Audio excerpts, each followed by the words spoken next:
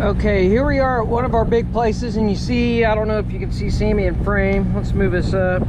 Sammy's up here in the RTV. She's spreading seed ahead of me. This is what they recommended. They actually recommended me not buying their seed box. And I think the majority of that was because it's fairly expensive. It's like 2,500 bucks. But I think I am going to buy it just from what I've seen so far.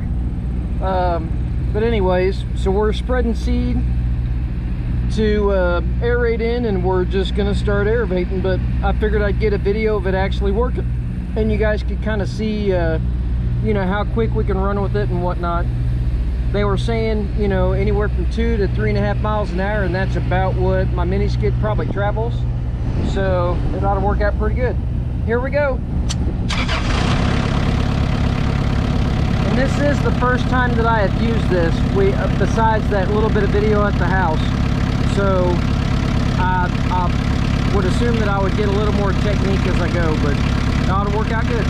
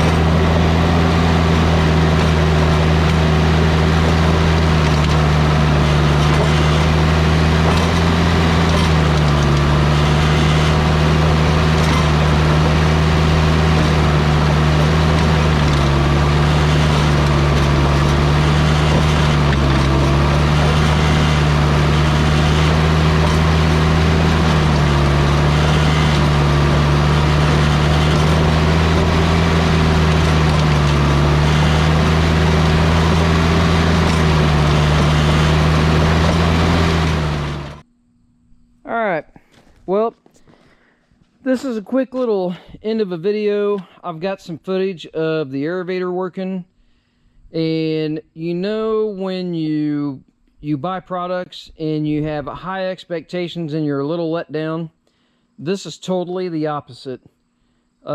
This is actually, and I'm not paid by these guys. I bought this. I didn't get a discount, nothing.